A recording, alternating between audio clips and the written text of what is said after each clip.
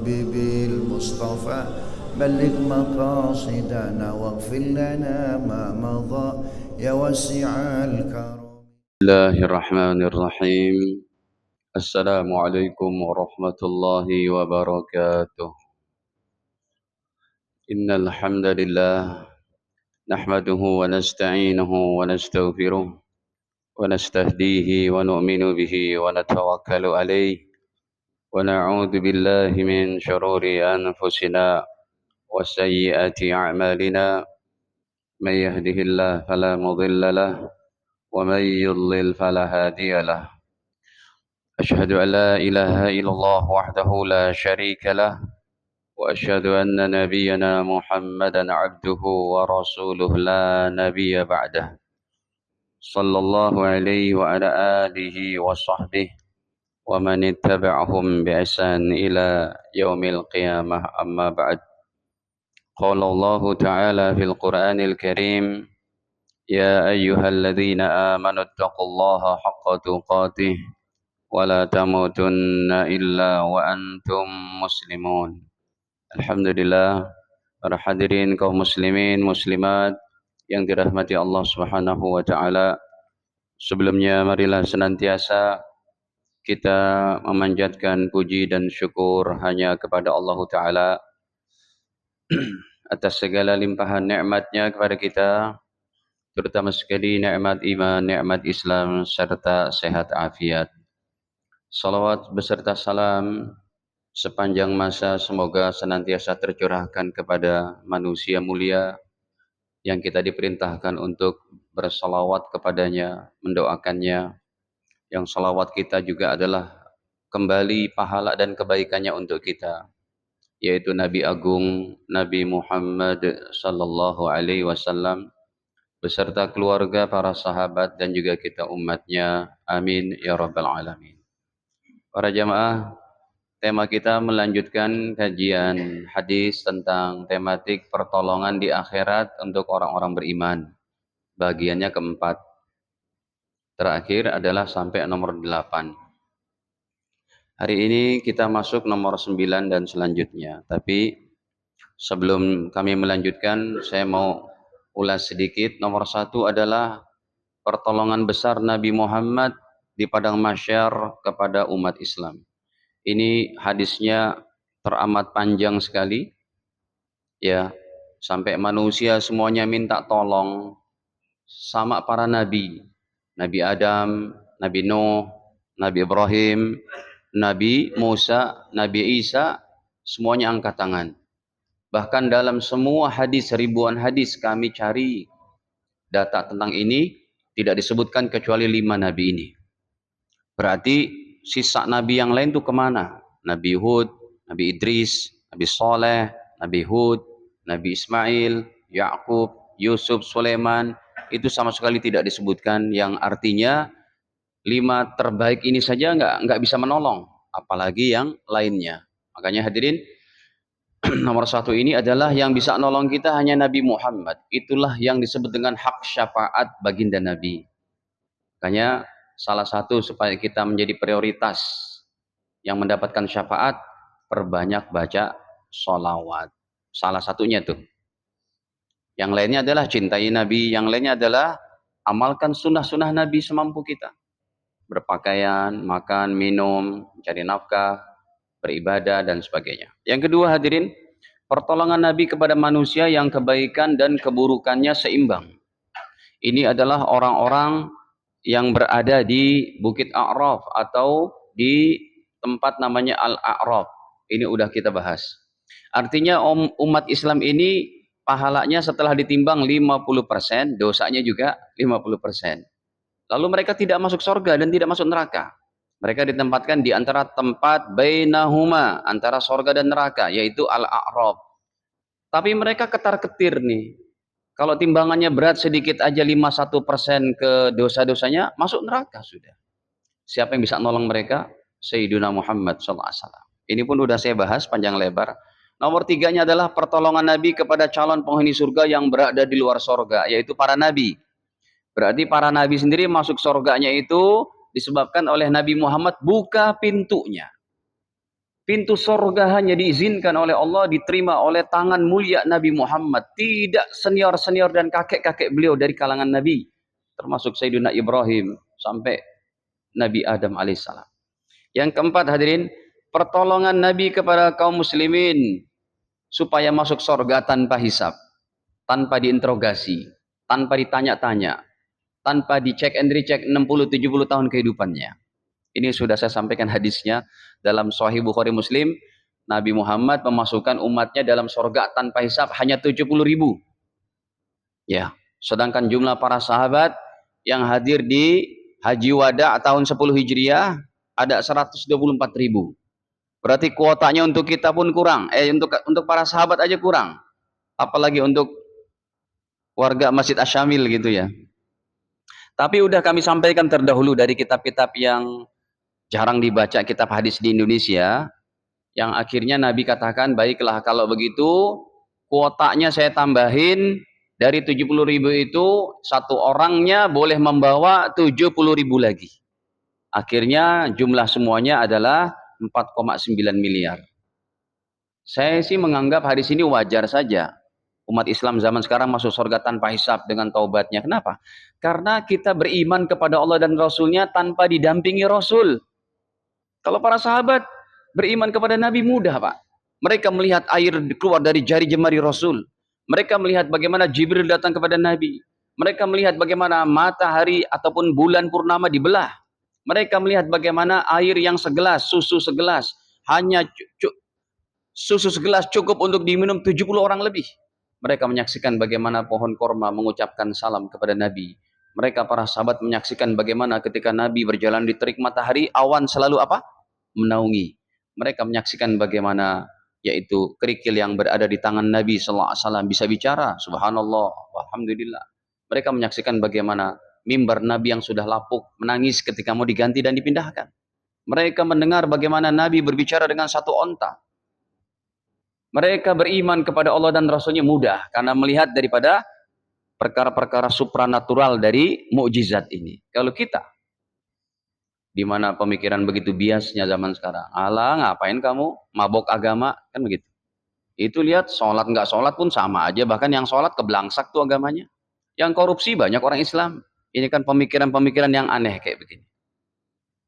Ketika kita tetap teguh dengan iman dan Islam kita, wajar saya katakan kalau masuk surga tanpa hisab. Tapi saya nggak ulang lagi tuh hadisnya. Ya, cukup panjang. Nomor 5-nya adalah pertolongan Nabi, malaikat dan orang-orang beriman. Orang-orang soleh. Ini sebenarnya wali-wali Allah sebenarnya dari saya aja tuh.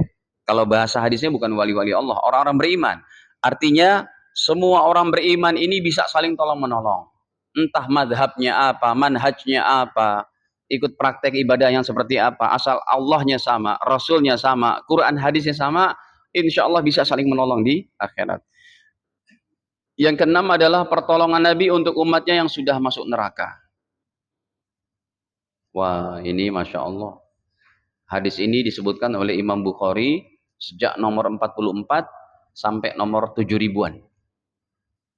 Ya, begitu Allah tidak menginginkan orang yang ada kalimat iman la ilaha illallah, kalimat syahadat la ilaha illallah Muhammad Rasulullah, kekal di nerakanya. Ya, kemungkinan orang ini kata para ulama adalah dosanya sangat banyak selain dosa syirik dan kekafiran. Karena kalau syirik dan kekafiran pasti masuk neraka selama-lamanya. Kalau ini bisa ditolong oleh Nabi SAW dalam hadis riwayat Imam Bukhari, Muslim, Abu Daud, Tirmidzi, Nasai, Ibnu Majah, Ahmad, Baihaqi, Syafi'i dan sebagainya. Rata-rata semua ulama meriwayatkan hadis tentang syafaat ini. Ya. Oke, saya tampilkan deh satu ini, Pak. Begitu cintanya Nabi SAW kepada umatnya, sampai umatnya tetap diberikan hak syafaat. Sekalipun udah masuk neraka. Ini, coba saya buka riwayat Imam Tirmidzi saja. Kata Nabi, syafaati li ahlil kabair min ummati. Syafaatku atau pertolonganku.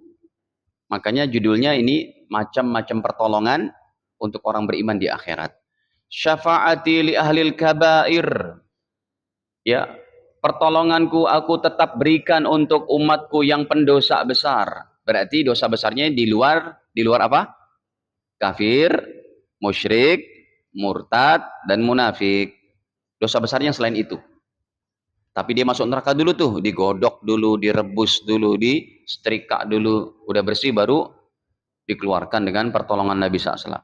Min ummati, daripada umatku, kata Rasul. Baik.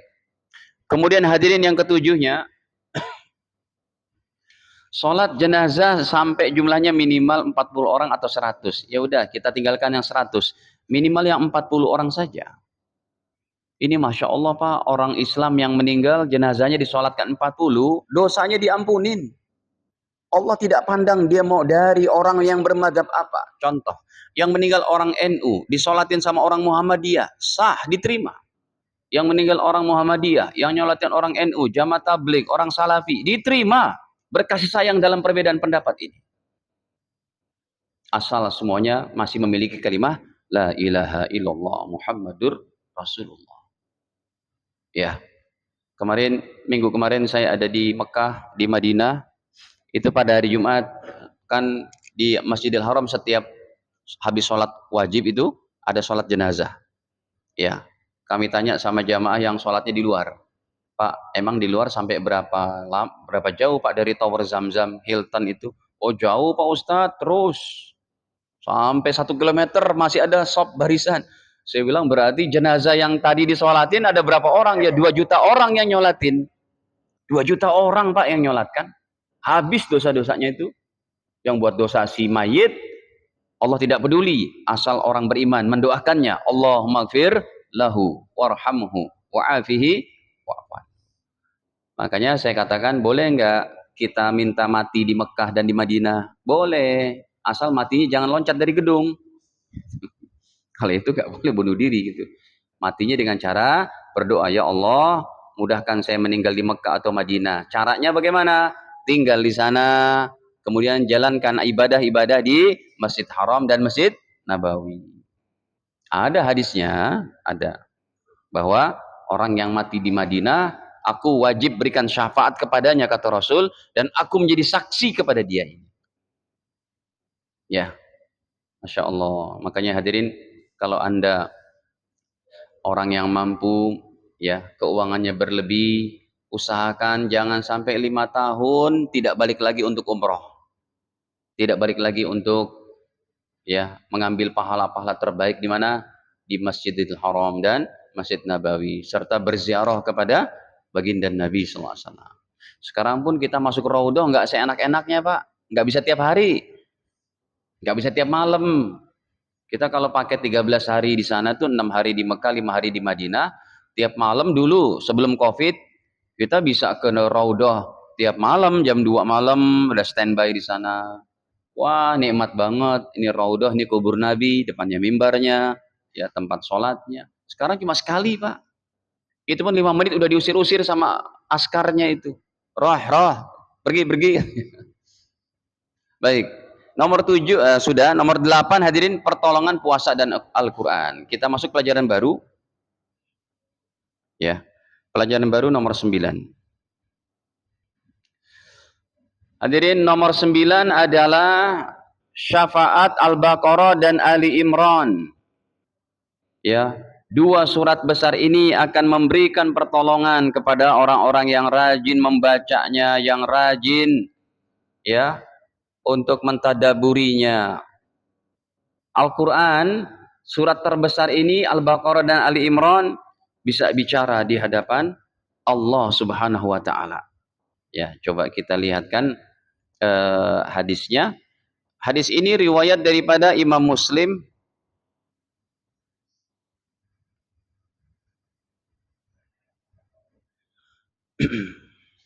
Bahwa Nabi Shallallahu Alaihi Wasallam bersabda, "Yu'ta yaumal qiyamah, akan didatangkan pada hari kiamat bil Quran wa ahlihi, dengan Quran dan ahli Quran."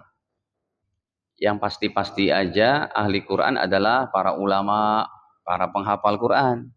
Nomor 3 siapa? Apakah kita bisa Ustadz jadi ahli Quran? Kita orang awam bisa, asalkan tiap hari Anda tidak lepas dari baca Al-Quran.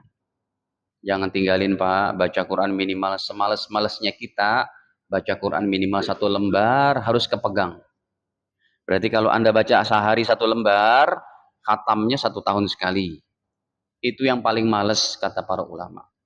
Jadi kalau sehari udah nggak baca Quran, khawatir dia menzolimi Al-Quran. Al-Quran imam kita, gayet kita. Bagaimana kita akan dapat bimbingan kalau nggak pernah baca Quran, mempelajari, mentadaburi, mengamalkan. Baik, akan didatangkan pada hari kiamat ya dengan Al-Quran dan ahlinya. Siapa mereka? Alladzina kanu ya'maluna bihi, yang mereka mengamalkan Al-Quran di dunia ini. Taqdumuhu suratul Baqarah, yang diawali dengan surat Al-Baqarah, wa Ali Imran, dan surat Ali Imran. Al-Baqarah ayatnya 286, Ali Imran 200 ayat. Ya, siapa yang dia rajin bertemu dengan Al-Baqarah dan Ali Imran, kata Nabi, tuhajani, kedua surat itu akan membela an sahibihima, dari sahibnya. Bagaimana kita mau dikatakan sahib? Pak, kalau bahasa kita sahib apa? Ini sahib aneh nih gitu. Apa artinya? Sahabat, teman akrab. Bagaimana Quran mau bilang, Al-Baqarah mau bilang sama kita sebagai sahib, baca aja enggak pernah. Berarti Ustadz, kalau ada orang kayak kita udah usia dewasa kayak begini, nggak bisa baca Quran gimana? Lebih zolim itu Pak. Harus segera bertobat, harus segera mempelajari tajwid dengan baik. Saya rasa di semua masjid sekarang Pak ada kajian kayak gitu. Kajian yang sangat ringan, sederhana. Kalau di masjid kita malu, bisa juga nanti ambil posisi pada ngaji sama imamnya. Ya, kapan dibuat lagi? Di masjid-masjid rata-rata ada pengajian untuk para lansia supaya tidak buta huruf Al-Quran. Sebab kalau kita mati dalam keadaan buta huruf Al-Quran, zolim Pak kepada Al-Quran. Zolim. Ya. Nah, hadirin para jamaah yang dirahmati Allah, ini penting. Ya, karena amal kita yang dinilai oleh Allah ya seperti ini nih. Kalau kerja dunia mah sebagai sambilan aja Pak. Tujuan hidup kita, our aim of life cuma apa? To worship to Allah SWT gitu kan. Kehidupan kita tujuan hidup kita cuma untuk ibadah. Sementara kalau kita kerja, cari nafkah, begini gitu, bernilai ibadah, yaitu tambahan-tambahan aja. Ibaratnya sambilan aja. Tapi kalau pokoknya adalah ibarat makan nasi dan lauknya. Gitu. Jadi ini penting kita untuk bagaimana bisa baca Al-Quran. Nah, hadirin, coba saya tampilkan satu hadis lagi nih. Ini hadisnya cukup jauh kitabnya. Saya ambil dari kitabnya Imam Bazzar. Ya, hadisnya udah nomor 30.000. Ancaman bagi orang yang nggak bisa baca Quran, buta huruf sampai mati. Berarti kan dia teledor, orang sampai mati kok. Sebentar, agak jauh ini hadisnya, tapi penting banget biar saya sampaikan saja. Ini kalau hadisnya begini jauh, susah saya nyarinya Pak. Karena ribuan kitab, jadi saya tulis secara random aja, sebentar dia akan tampil. Nggak lebih dari 1 menit insya Allah. Tuh sudah ada. Alhamdulillah. Ya. Ini riwayat daripada Imam Ibn Abi Syaibah maksudnya. 30.054. Ini termasuk kitab hadis terpanjang hadirin. Kitab aslinya secara fisiknya tuh lebih dari hampir 2 meter. Ya. Baik, Baginda bersabda di sini bahwa Al-Quran syafi' musyaffa'. Al-Quran dapat yaitu memberikan pertolongan, syafi', musyaffa', diterima syafaatnya. Wa mahil musaddaq, Al-Quran akan memberikan persaksian, musaddaq, dibenarkan persaksiannya oleh Allah. Faman ja'alahu amamahu, siapa yang jadikan Al-Quran di hadapannya, dibaca lagi, ditelaah lagi, diamalkan, qadahu ilal jannah, Al-Quran yang demikian akan membimbing orang ini masuk surga. Tapi waman ja'alahu khalfa dhahrihi, siapa yang jadikan Al-Quran di belakang punggungnya. Ini sih bahasa kiasan Pak, bukan dijadikan begitu. Artinya Al-Qurannya nggak pernah di apa? dibaca. Jadi Al-Quran hadis memang ada bahasa kiasan, jangan diartikan letterlek kayak begitu aja. Hadirin, dalam hadis Bukhari Muslim, di padang mahsyar nanti orang yang paling panjang lehernya para muadzin. Ini abang ini nanti lehernya panjang, emang cakep. Kalau diartikan harfiah, leher panjang emang cakep, Pak. Artinya, kata para ulama ahli hadis, muadzin di padang mahsyar lehernya panjang, yaitu yang paling banyak menerima pahala kebaikan. Karena hukum muadzin dengan imam lebih afdol si muadzin. Itu sepakat para ulama. Imam kan nggak manggil, Pak. Yang manggil orang sholat siapa? Gitu. Nah, baik. Siapa yang jadikan Al-Quran di belakang punggungnya? Begini. Iya, artinya adalah nggak dibaca, nggak ditelaah. Qadahu ilan nar. Al-Quran yang demikian akan menjerumuskan orang ini masuk neraka. Ya, baik. Para jamaah yang dirahmati Allah Ta'ala. Ini diantaranya nomor 9. Kita masuk selanjutnya nomor 10. Nomor 10, pertolongan syafaat anak yang soleh. Ya, kita sebagai kepala keluarga, kita sebagai orang tua, harus betul-betul bimbing anak-anak kita, Pak. Kecuali kalau kita udah membimbing, tapi memang anaknya tidak mau, maka itu masuk hukumnya seperti hukum anak Nabi Nuh. Nabi Nuhnya tidak berdosa, karena sudah berupaya, ikhtiar, sudah melakukan puncak effort untuk berusaha supaya anaknya beriman. Kan'an, sampai ketika banjir bandang udah menerpa, dia berkata tuh dalam Al-Qur'annya diabadikan oleh Allah. Inni sa'awi ilal jabali ya'simuni minal ma'. Wahai ayah, biarkan saya akan naik ke gunung, saya akan selamat. Allah balas, kata Nabi Nuh, la asimal yawma min amrillah. Enggak ada ampun hari ini dari siksa Allah. Gunung pun tenggelam, Pak. Gunung tenggelam, bayangin. Ya, para jamaah dirahmati Allah. Nah, ini anak yang soleh, Masya Allah, Pak. Bapak ibunya udah meninggal, anaknya masih di dunia ini. Pak, maksudnya anak soleh apa sih? Bukan anaknya terlalu berat amalannya, hafal Quran, jadi ulama, bukan. Anak soleh ini seperti Anda ini. Udah sholat berjamaah, ya, jaga sholat qobliyah ba'diyah, dan Anda mendoakan orang tua. Coba hadirin, saya ketemu nih sama umat Islam. Kita kan emang dakwahnya ke grassroots tuh, ke pelosok-pelosok gitu ya.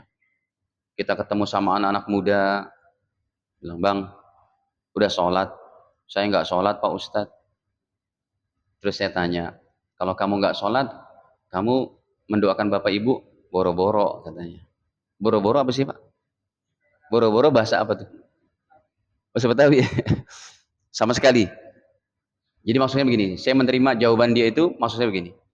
Anak kalau udah nggak sholat, ibaratnya itu boro-boro untuk nginget orang tuanya, dirinya jadi lupakan untuk ibadah. Makanya kategori anak soleh itu bukan yang berat-berat, harus hafal Quran, harus haji dulu, enggak. Asal Anda jalankan sholat, ya, jaga sholat qobliyah ba'diyah, puasa dijalankan, lalu mendoakan orang tua kita. Pak, ini hebat banget nih nomor 10. Ya, ini saya buat ramuan zikirnya dari hadis yang saya pelajari, ada 3 hadis kumpulannya, nanti jadi formatnya seperti yang saya tuliskan. Jadi hadirin, istighfar anak yang soleh bisa mengangkat derajat orang tuanya di akhirat. Ini saya tampilkan dulu hadisnya. Riwayat Imam Ahmad bin Hambal, nomornya pada, aduh maaf, ini dimatikan aja kitabnya, dibuang. Riwayatnya Imam Ahmad bin Hambal, nomornya pada 10.610. Nah, kitab Imam Ahmad kayak yang tadi tuh, yang hadis tentang Al-Quran. Artinya hadisnya ini sampai 27.000. Kalau yang tadi kan udah 30.000 tuh. Ini hadisnya sampai 27.000, cuma kita buka yang nomor 10.610. Nih, hadirin coba kok nggak keluar?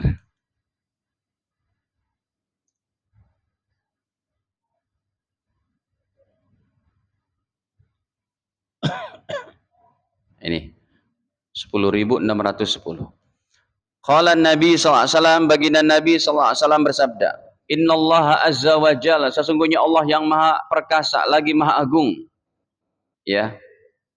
La yarfa'u darajata lil abdi saleh. Sungguh Allah akan mengangkat derajat orang tua yang saleh. Orang tuanya sudah meninggal, diangkat derajat di mana? Fil jannah. Orang tuanya keheranan. Mereka bicara kepada Allah, ya Allah, kami kan udah meninggal. Kenapa rekening kami kebaikannya masih naik terus? Kami udah nggak sholat, udah nggak puasa. Kenapa kok datang pahala terus? Orang tuanya bertanya. Fayaqul, ya Rabbi anna li hadhihi. Ya Allah, ini dari mana aku dapati? Kata orang tuanya itu. Kenapa rating kami naik terus, Pak? Sumpamanya Anda udah pensiun, rekening Anda masuk terus tuh tiap bulan. Kan bertanya-tanya tuh, mana anak-anak nggak ngabarin, Anda datang ke bank, coba dong di apa? Di print rekening korannya itu, mau tahu, oh ternyata dari anak-anaknya itu. Orang tuanya udah pensiun, tapi tiap bulan datang duitnya tuh ke rekening, kan enak. Dia bertanya, dari mana nih? Saya kan udah nggak kerja. Ya Allah, dari mana ini? Kami kan udah meninggal. Fayaqul, Allah menjawab, bistighfari waladika laka, ini karena istighfar anak-anakmu di dunia. Hadirin, setiap habis sholat kalau Anda berdoa, Rabbighfirli wa liwalidayya warhamhuma kama rabbayani shaghira, zuhur, asar, maghrib, asar, isya, subuh, ya kan? 5 kali.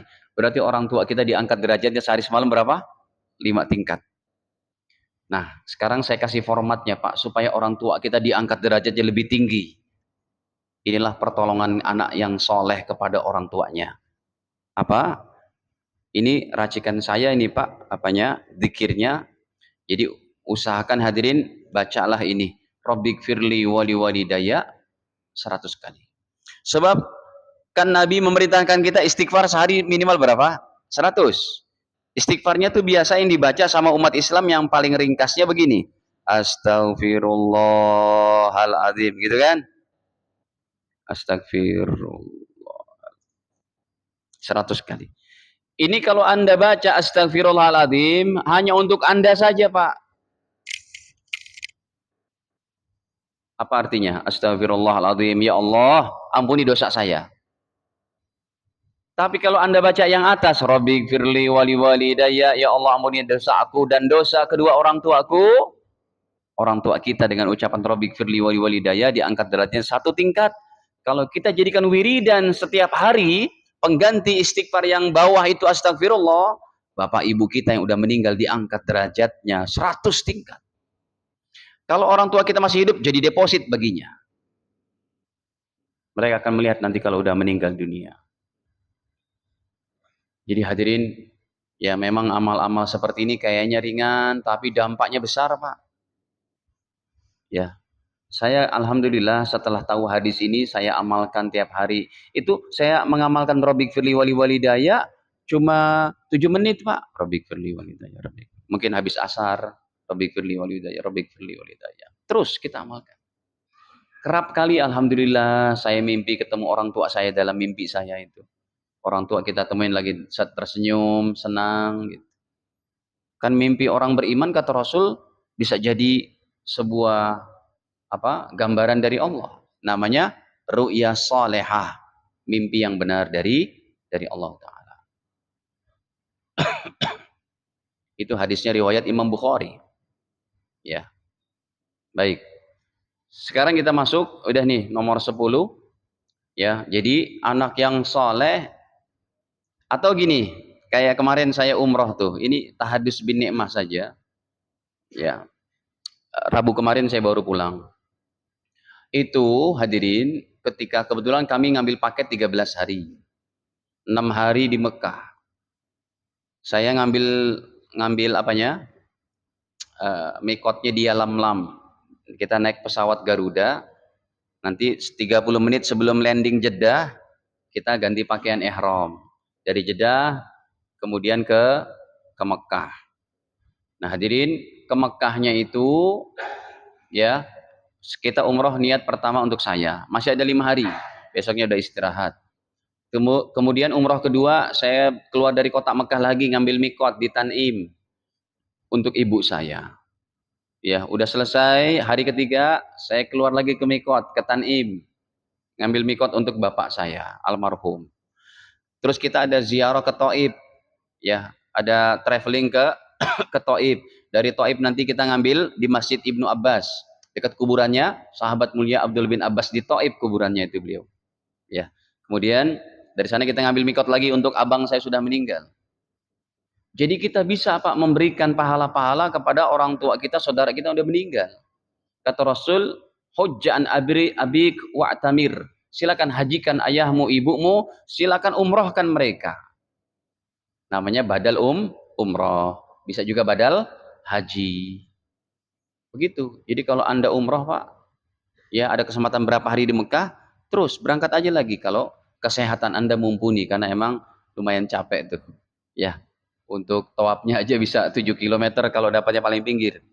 Kebetulan sekarang nih hari-hari ini lagi high season ini, liburannya orang-orang Saudi juga, mendekati akhir tahun. Waduh, memang capek, lumayan capek. Udah gitu kita sa'i pun dari Safa Marwah hampir 7 km juga. Ya udah, setelah itu istirahat, sehari semalam istirahat, paling sholat berjamaah aja, berangkat lagi begitu. Kenapa? Sayangi orang tua kita.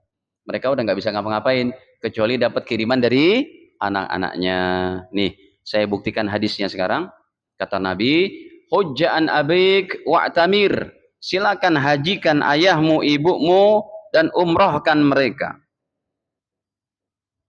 Ya. Nih hadirin. Kata Rasul, mana tuh? Hujja'an abik wa'tamir. Fahujja'an abika, silakan hajikan bapakmu, ibumu, wa'tamir, dan umrohkan mereka. Ya, namanya badal umroh. Niatnya gimana? Labbaik Allahumma umratan an ummi. Tambahin an ummi. Kalau untuk bapak kita, labbaik Allahumma umratan an abi.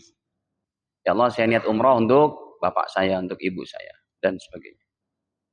Ya, baik. Kemudian nomor 11, syafaat orang tua yang saleh beriman untuk anak-anak mereka yang beriman. Oh, ini kebalikannya hadirin.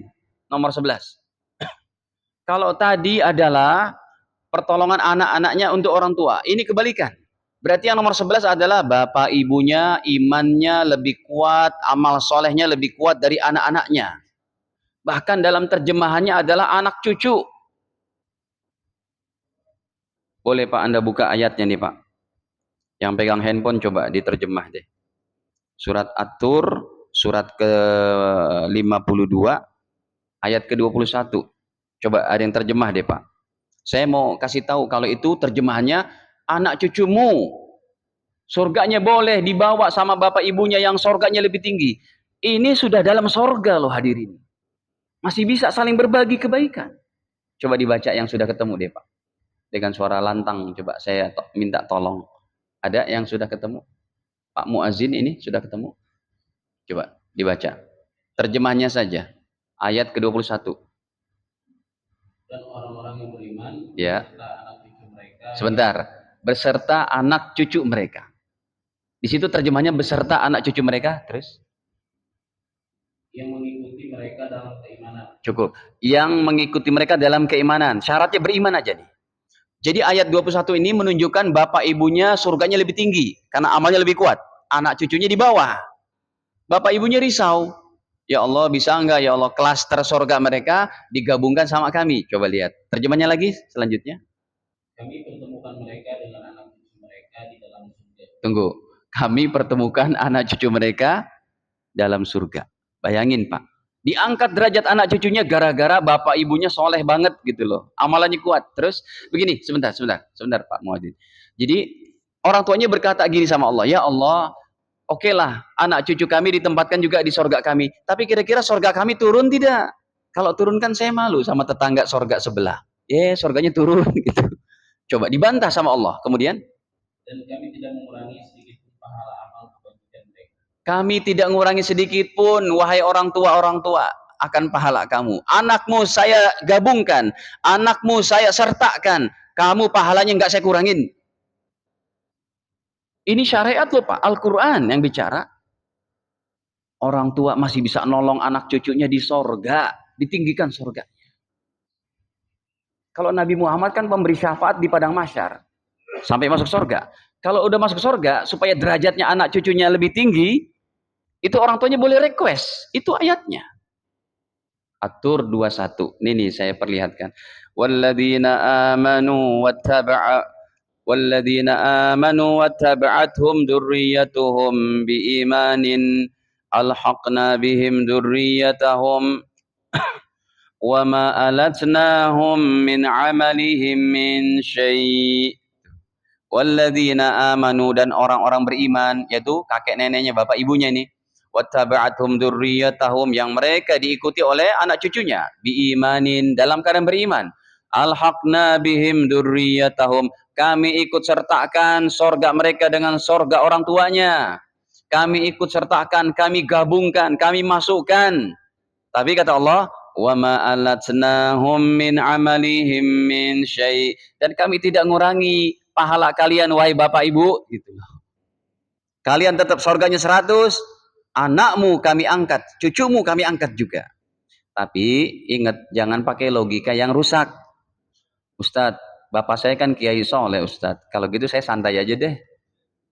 Kan nanti ditolong sama bapak saya juga, nggak boleh begitu. Ya ibaratnya gini lah, kayak hadis syafaat tadi kan. Ustadz, kita kan ada jaminan umat Nabi dapat apa? Syafaat. Kalau gitu ya udahlah, saya ngebleler aja tiap hari gitu. Santai aja gitu, mabok-mabokan aja. Ya nggak bisa dong. Itu namanya logika yang rusak. Ya. Nah, dalam posisi ini hadirin, kita dalam satu posisi bisa jadi orang tua bagi anak cucu kita. Kita sebagai diri kita bisa jadi anak dari siapa? Dari orang tua kita. Masya Allah. Begitu mudahnya syariat ini Pak. Saling menolong, saling mengasihi. Ya, termasuk dengan orang beriman yang lain. Yang beda pengajian, beda manhaj. Makanya dalam perbedaan pendapat yang beda pengajian, jangan nyalah-nyalahin, jangan ngebid'ah-bid'ahin. Berkasih sayang dengan umat Islam. Udah sorga semuanya insya Allah. Justru yang saya khawatir kalau seseorang ngotot ini bid'ah, padahal ada dalilnya. Aduh, Anda ini berarti memisahkan Nabi dengan umatnya. Umatnya di neraka jadi tolong sama Nabi. Hati-hati hadirin, jangan sampai berkeras hati dalam masalah ini. Ya, bertawassutlah dalam segala hal, ya, dan kaji agama ini dengan sebaik-baiknya dari para pakar, dari semua madhab. Ya, ini contohnya yang tadi loh Pak, yang nomor berapa tuh? Sholat apa tadi? Sholat jenazah itu. Sholat jenazah tadi udah saya contohkan. Yang meninggalnya orang NU, yang nyolatin orang Muhammadiyah, orang Persia, diterima oleh Allah. Kayak di Masjidil Haram tuh, yang meninggal orang mana, yang nyolatin orang mana saja itu. Masya Allah. Dah, sekarang kita masuk nomor ke-12. Syafaat anak meninggal sebelum baligh untuk orang tuanya. Ya, ini juga merupakan kasih sayang Allah kepada bapak ibunya karena diberikan cobaan oleh Allah. Anaknya cakep-cakep, umur 3 tahun, 2 tahun meninggal dunia. Itu anaknya jadi tameng dari api neraka, Pak. Asal bapak ibunya sabar. Dan sabarnya ini tetap beriman sampai meninggalnya si bapak ibu, si sepasang suami istri ini. Hadirin, tapi hadisnya Rasul katakan pertama kali anaknya jumlahnya 3 yang meninggal. Makanya di sini ada pertanyaan dari para sahabat. Ya Rasul, anak kami yang meninggal bukan 3, 2, dapat nggak tuh? Coba kita buka hadisnya. Jadi kalau di antara kita ada anaknya, ada yang pernah meninggal usia 2 tahun, sebelum balik, pokoknya 5 tahun, 7 tahun, itu Anda sudah menjadi jaminan diharamkan masuk neraka. Maka harus dijaga. Karena di setiap musibah orang Islam, di situ ada pahala Allah sediakan. Iya, ada pahala. Coba nih. Hadisnya riwayat Imam Ahmad, nomornya 6.000 atau 3.000 deh, saya buka 3.000 sekian. Nih. Hadis ini derajatnya hasan 3.554.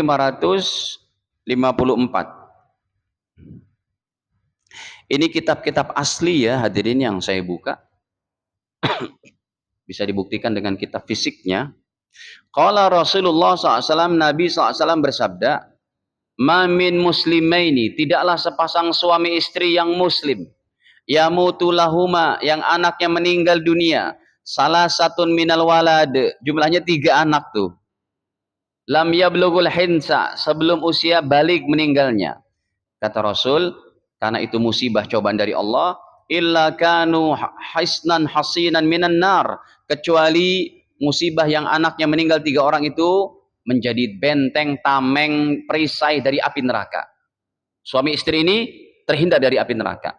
Faqila, para sahabat bertanya, "Ya Rasulullah, wahai Rasul, fa in kana snaini, anak saya meninggal bukan 3 ya Rasul, 2, itu dapat enggak ya Rasul?"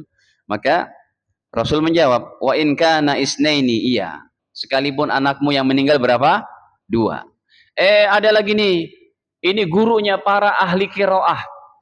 Ya, salah satu sahabat yang hafalan Qur'annya macam air.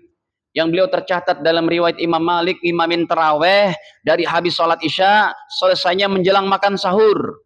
Namanya Ubay bin Ka'ab. Sengaja tuh saya perpanjang dikit supaya bapak-bapak, ibu-ibu kenal sama ulama Al-Quran zaman sahabat. Sayyidina Ubay bin Ka'ab. Ini hafalan Qurannya macam air, 30 juz. Beliau pernah ngimamin taraweh dari Isya menjelang sahur. Tapi beliau tidak paksa, yang mau ikut siapa aja boleh. Gitu. Silakan nanti di Masjid Asy-Syamil, ya, 30 juz. 3 bulan lagi kan Ramadan. Atau semalam 1 juz. Hadirin, namanya Ubay bin Ka'ab. Laqab beliau, kunyahnya adalah Abul Mundir, Sayyidul Qurra. Tuh lihat, kata Imam Ahmad bin Hambal, Sayyidul Qurra disebutkan tuh. Ya, gurunya para ahli qiraah, gurunya para penghafal Quran. Kata beliau, "Ya Rasul, lam uqaddim illa wahida." Anak saya meninggal bukan 3, bukan 2, tapi 1. Dapat enggak ya Rasul? Dapat enggak saya keutamaan tadi karena saya dapat musibah dari Allah, saya dan istri saya juga terhindar dari api neraka, dapat enggak? Faqila, maka dijawab, "Wa in kana wahida." Iya, sekalipun anak Anda yang meninggal berapa? 1. Ini kalau sahabat enggak bertanya, udah tuh, harga mati aja tuh berapa? 3. Karena ada pembicaraan, "Ya Rasul, anak saya meninggal 2." Karena sahabat sangat cinta Pak dengan apa? Dengan pahala-pahala yang langsung dari lisan Nabi itu, berdasarkan hadis-hadis yang sahih ataupun hasan. Ini derajatnya hasan hadisnya. Baik. Kemudian hadirin, nomor yang ke-13. Anak yang hafal Quran, Masya Allah. Keluarganya itu ada yang masuk neraka 10 orang. Boleh ditolong tuh sama anak-anaknya yang hafal Quran. Ya. Hadirin, usahakan anak kita ada berapa? 4, ada 5. 1 coba hafalin Quran dan dijaga sampai mati. Tuh. Baik. Ini hadisnya. Riwayatnya daripada Al-Imam Tirmidzi rahimahullah. Nabi bersabda bahwa ya, man qara'al Qur'an, siapa yang baca Quran, wastadharahu, dan dia hafal, fa ahalla halalah, dan dia menghalalkan apa yang dihalalkan oleh Quran, wa harrama harama, dan dia mengharamkan apa yang diharamkan oleh Al-Quran. Kata Nabi, adkhalahullah bil jannah, Allah masukkan dia ke dalam syurga, wa syafa'ahu, dan dia bisa menolong fi asyratin, berjumlah 10 orang, min ahli baitihi, dari ahli rumahnya, kulluhum wajabat lahun nar, yang memang karena dosa-dosanya masuk neraka, ditolong sama anak penghafal Quran 10 orang. Saling tolong menolong. Ada lagi yang ke-14 terakhir hadirin, yaitu syafaat Nabi untuk umatnya di neraka jahanam. Ini yang tadi saya katakan, udah saya singgung. Ya, selama umatnya dosanya bukan syirik, bukan kafir. Yang ketiga, juga tidak menghalalkan perbuatan dosa, tetap bisa ditolong. Hati-hati nih, jangan sampai ada yang memahami, Ustadz, umat Islam yang dosanya banyak banget masuk neraka, itu bisa ditolong. Iya, kalau gitu Ustadz, saya berbuat dosa nggak apa-apa dong, saya korupsi, nyusahin orang lain, nanti kan saya ditolong juga oleh Nabi Muhammad. Kalau dia menghalalkan perbuatan dosa, berarti dia sudah kafir dan tidak lagi berhak mendapat nomor 4. Jadi kita memang harus takut Pak, jangankan dosa besar, dosa kecil pun harus takut. Sebab dosa itu jangan kita melihat dosa itu besar atau kecil, tapi kepada siapa kita yang mengkhianatinya itu. Kita mengkhianati kepada siapa? Kepada Allah Subhanahu. Allah alam biswab. Ini udah bagian keempat nih kajian tentang pertolongan di akhirat untuk orang-orang beriman, dan hari ini hari terakhir. Ya, semoga Allah Subhanahu wa taala berikan kepada kita kekuatan iman, Islam, ya, untuk meraih daripada kehidupan akhirat yang luas sekali. Dengan kejernihan hati, dengan kebeningan jiwa, dan semangat mengaji ilmu. Tentunya dengan mengaji ilmu. Kalau nggak ngaji nggak tahu nih Pak. Ini kan hadisnya dari tadi nomornya berapa? Ribuan itu. Ada yang mau ditanyakan? Silakan. Masih ada berapa menit? Ya. Baik, jemaah, mungkin ada dipertanyakan. Silakan. Terima kasih.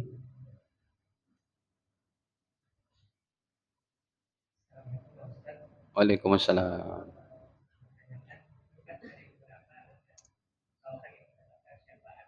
Ya. Apa? Ya.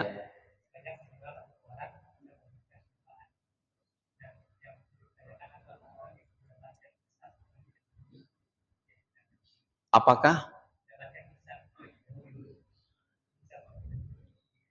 Ya. Begini. Apakah orang itu juga mendapatkan hisab di akhirat? Hadirin, fase kehidupan akhirat itu yang pertama pas kita meninggal dunia, yang pertama fase alam kubur. Yang kedua, fase padang mahsyar. Yang ketiga, fase syafaat. Yang keempat, fase hisab. Cuma, kenapa kok udah ada fase syafaat, fase hisab? Berarti orang yang udah dapat syafaat Nabi yang contohnya tadi masuk surga tanpa hisab, itu hisabnya secepat kilap aja. Bisa jadi orang yang disolatkan ini, ya, dia pun seperti itu. Tetap sih melalui fase hisab, cuma cepat banget. Gitu. Nanti setelah fase hisab ada lagi fase apa? Telaga kausar. Telaga kausar yang kelima, yang keenam, fase timbangan. Fase timbangan itu kan banyak ayatnya. Fa amma man saqulat mawazinu fahuwa fi 'isyatir radiyah wa amma man khaffat mawazinu. Siapa yang timbangannya ringan, fa ummuhu hawiyah, tempatmu neraka hawiyah. Itu surat Al-Qari'ah, Pak. Kita hafal semua. Yang keenam fase timbangan. Yang ketujuh fase jembatan. Fase jembatan ini lebih tajam dari pedang dan lebih halus dari sehelai rambut. Wah, mengerikan nih Pak. Ini yang terakhir. Jadi kita akan lewat apa? Jembatan itu ada yang merangkak, jatuh ke neraka. Ada yang terkait-kait dengan kait para malaikat. Dah, makanya kita kuatkan iman amal soleh. Yang jelas, kalau orang disolatkan lebih dari 40 tadi, dosanya dihapus, bisa jadi fase alam hisapnya cepat. Makanya kita senantiasa diajarkan Nabi supaya apa? Membaca doa, Allahumma hasibni hisabai yasira. Ya Allah, hisab saya dengan hisab yang paling ringan. Gitu kan? Kan ada dalilnya tuh dalam surat wassama apa tuh? Idas samaun fatarat. Nanti kesananya ya, wa amma man utiya kitabahu biyamini fayuhasabu hisaban yasira, gitu kan? Dihisab secara mudah. Wa yanqalibu ila ahlihi masrura. Dia kembali kepada keluarganya dalam keadaan gembira, senang. Wa amma man utiya kitabahu wara'a dhahri. Siapa yang diberikan kitabnya itu catatan amal dari sebelah kiri atau dari belakangnya? Apalagi? Wa yasla sa'ira, masuk neraka sa'ir. Gitu, ya. Allah alam. Ada lagi? Silakan Pak. Baik, silakan. Ibu-ibu, please.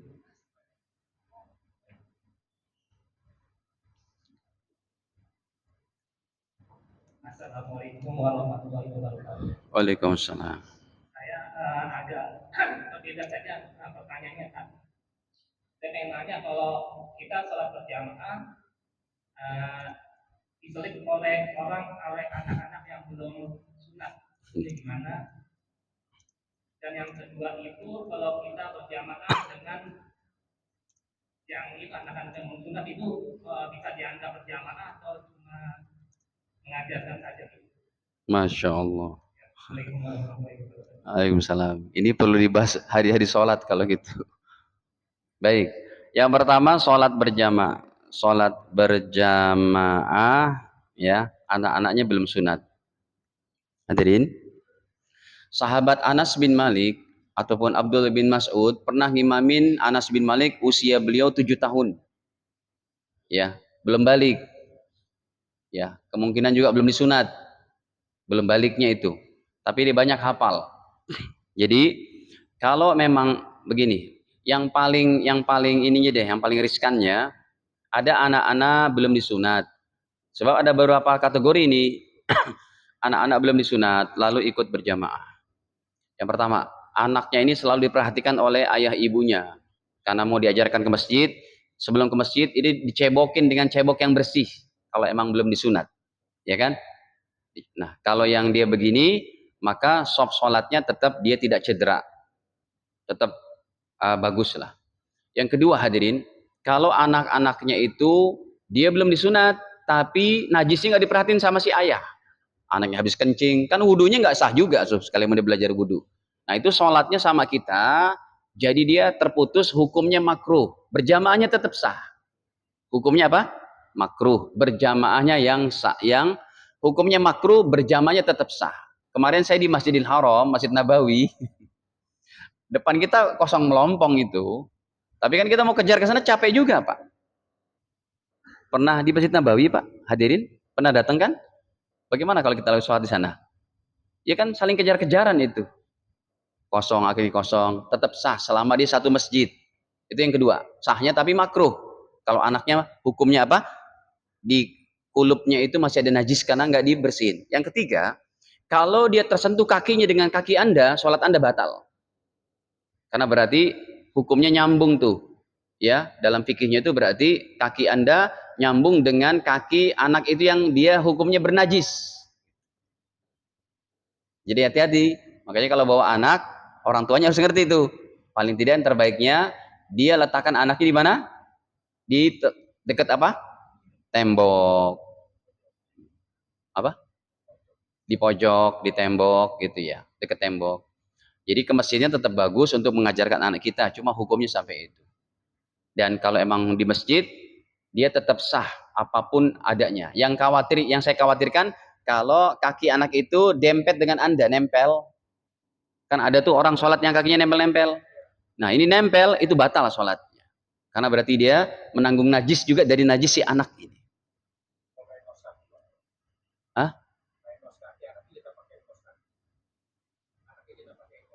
Anaknya pakai kos kaki. Nggak nempel kulitnya. Aman, aman. Gitu. Allah alam. Yang kedua, sholat berjamaah dianggap tidak. Tetap dianggap. Asal tadi, si anak yang belum balik itu, dia sudah ngerti. Yang jadi imam siapa ini pertanyaannya? Si anak tadi kan? Sah, tetap sah. Dihitung berjamaah. Asal anaknya kayak tadi kategorinya. Anaknya belum sunat juga kan? Ya, kategori kayak tadi. Dibersihkan. Ya. Dan itu pahalanya semua diborong untuk bapaknya. Karena anak kita yang belum balik, dosanya kepada orang tua, pahalanya untuk orang tua. Anak kita nih Pak, usia 7 tahun, kita ajak umroh, pahalanya untuk bapak ibunya yang ngajak dia. Karena belum ada kewajiban ibadah. Cuma sangat baik anak-anak kita sejak dini dihadirkan ke tempat-tempat paling sakral sepermukaan bumi ini, yaitu Mekah dan Madinah. Kita kenalkan dengan Ka'bah, dengan tempat-tempat berperistiwa bersejarah, ya, dengan raudhah, ke makam Rasulullah, nikmat seperti itu. Cukup ini saja hadirin yang dapat kami sampaikan. Hadanallahu wa iyyakum ajmain. Semoga senantiasa Allah pilih kita, Allah jaga iman Islam kita sampai kita kembali kepada Allah Ta'ala. Amin ya rabbal alamin. Kekurangan dimaafkan. Kita akhiri dengan kafarah majlis. Subhanakallahumma wa bihamdik asyhadu an la ilaha illa anta astaghfiruka wa atubu ilaik. Wassalamualaikum warahmatullahi wabarakatuh.